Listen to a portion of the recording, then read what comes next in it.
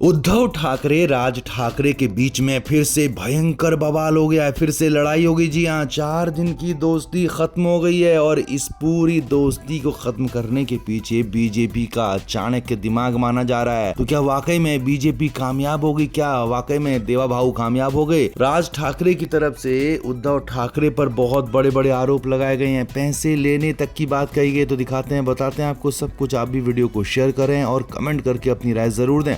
तो महाराष्ट्र की राजनीति में एक बार फिर से ठाकरे परिवार के रिश्तों और गठबंधन की राजनीति को लेकर हलचल तेज है, क्योंकि यहाँ बवाल हो गया है। बवाल हुआ है चंद्रपुर नगर निगम में बीजेपी का मेयर बनाने के बाद। जी हाँ, उद्धव ठाकरे गुट ने यहाँ पर बीजेपी का मेयर बनने के लिए समर्थन दिया, बीजेपी को समर्थन दिया। जी हाँ, और इसके बाद ही बवाल हो गया, क्योंकि इसी बीच एमएनएस के नेता संदीप देशपांडे ने गंभीर आरोप लगा दिया। पहले आपको बताते हैं कि संदीप देशपांडे हैं कौन। संदीप देशपांडे राज ठाकरे के राइट हैंड हैं, और या कहें कि संदीप देशपांडे वो इंसान हैं जो राज ठाकरे की भाषा बोलते हैं। यानी कि राज ठाकरे को अगर कोई बयान देना हो तो वो संदीप देशपांडे को बोलेंगे, और संदीप देशपांडे वो बाहर आकर मीडिया में बोलेंगे। यानी कि जो संदीप देशपांडे बोलते हैं वो राज ठाकरे के शब्द होते हैं। तो यहाँ पर संदीप देशपांडे ने उद्धव ठाकरे गुट पर बहुत बड़ा गंभीर आरोप लगाया और दावा किया है कि उद्धव ठाकरे गुट के पार्षदों ने बीजेपी को समर्थन देने के लिए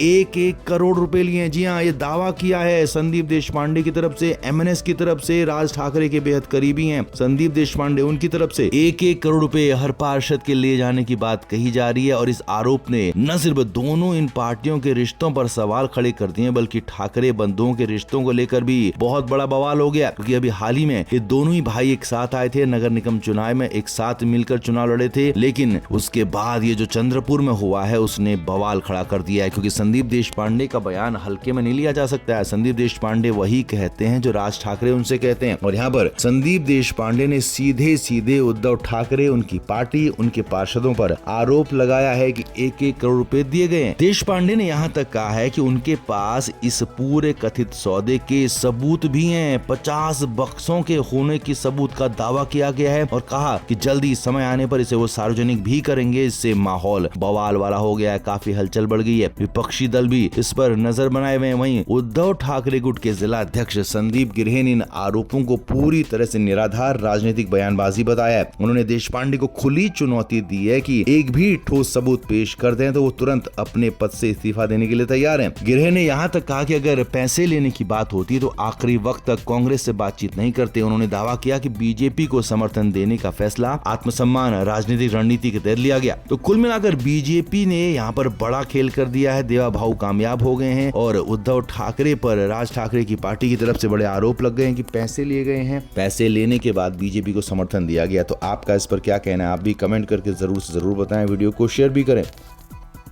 तो उद्धव ठाकरे और शरद पवार सुनीत्रा पवार से मिलना चाहते थे। शरद पवार चाहते थे कि उनकी पार्टी का विलय हो जाए अजित पवार वाली एनसीपी, यानी कि जो कि अब सुनीत्रा पवार वाली एनसीपी है। शरद पवार ने खूब कोशिश की, अपनी बेटी सुप्रिया सुले को आगे किया, प्रफुल्ल पटेल से बात की, लेकिन खबर यही निकल कर आई है, कंफर्म खबर, कि अब सुनीत्रा पवार ने वीटो लगा दिया है कि शरद पवार की पार्टी के साथ कोई विलय नहीं होगा। यानी कि शरद पवार की पार्टी अलग ही रहेगी, शरद पवार की पार्टी के साथ कोई विलय नहीं होगा, कोई गठबंधन नहीं होगा। और सुनीत्रा ने साफ शब्दों में कह दिया है कि अब इस मामले पर आगे बात भी नहीं होगी। और यही नहीं, उद्धव ठाकरे भी मिलना चाहते थे, कुछ गलतफहमियां थी, उनको दूर करना चाहते थे, लेकिन सुनीत्रा पवार ने उद्धव ठाकरे से भी मिलने से इनकार कर दिया और सीधे पहुंच गए दिल्ली। अब देखिए दिल्ली में क्या हुआ। दिल्ली में प्रधानमंत्री नरेंद्र मोदी के साथ पहले मुलाकात हुई, जिसमें सुनीत्रा पवार के साथ साथ उनके दोनों बेटे भी मौजूद थे। तो साथ ही साथ सुनील तटकरे, प्रफुल्ल पटेल भी मौजूद थे। और यहाँ पर इस मीटिंग में तय किया गया कि अब आगे क्या करना है। हालांकि सुनीत्रा पवार बिल्कुल एक शार्प पॉलिटिशियन की तरह फूक फूक कर कदम आगे रख रही हैं। अभी उन्होंने राज्यसभा की सीट से इस्तीफा नहीं दिया है। हालांकि वो डिप्टी सीएम बन गई हैं, अब उनको विधायक का चुनाव लड़ना होगा। बारामती से वो लड़ेंगी, लगभग तय है। लेकिन अभी भी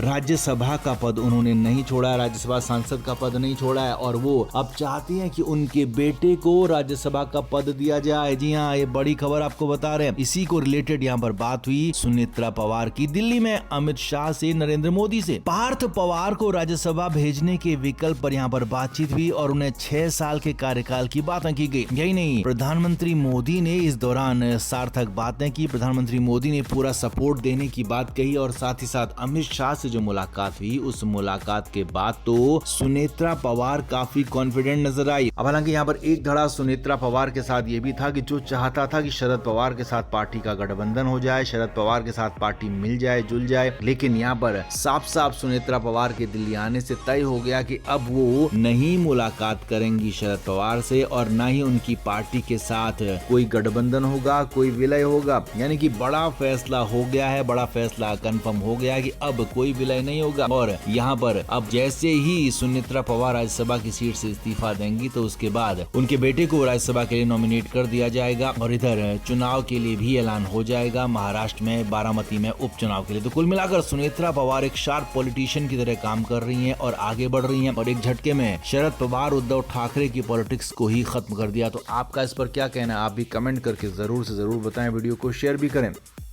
तो सुनेत्रा पवार ने डिप्टी सीएम का पद संभाल लिया है तो उनके पास वही विभाग हैं जो कि अजीत पवार के पास होते थे। हालांकि एक वित्त मंत्रालय और योजना जैसा महत्वपूर्ण मंत्रालय मुख्यमंत्री ने अपने पास रखा है। ये विभाग पहले अजीत दादा के पास होते थे, लेकिन बाकी के विभाग चाहे वो खेल हो, युवा कल्याण हो, आबकारी या फिर माइनॉरिटीज, ये सारे विभाग अभी फिलहाल सुनेत्रा पवार के पास ही हैं। अब खबर ये है कि सुनेत्रा पवार ने अपने पहले ही फैसले में उद्धव ठाकरे सरकार के दौरान के एक फैसले पर सवाल उठाते हुए बहुत बड़ा फैसला लिया। जी हाँ, माइनॉरिटीज को लेकर उद्धव ठाकरे सरकार में कई तरह के सवाल उठे थे। कुछ माइनॉरिटीज को कहीं पर फायदा दिया गया, कुछ गलत तरीके से फायदा दिया गया, कुछ चीजें, कुछ जमीनें माइनॉरिटीज को दी गई, इस तरह की बातें आ रही थी। तो इस पर सुनेत्रा पवार ने सैद्धांतिक रूप से जांच की सहमति दे दी है। जी हाँ, ये पूरा का पूरा मामला कोविड के दौरान का बताया जा रहा है, जब महाराष्ट्र में उद्धव ठाकरे की सरकार होती थी 2019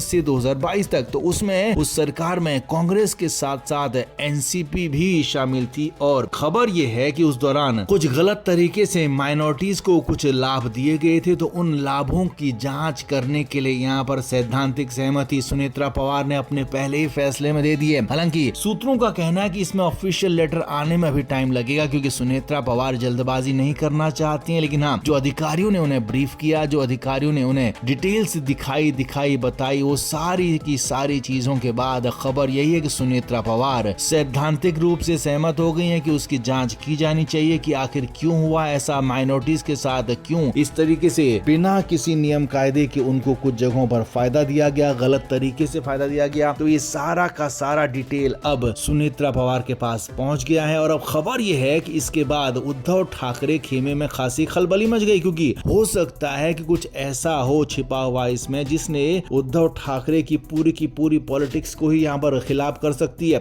फ्लेम मीडिया रिपोर्ट।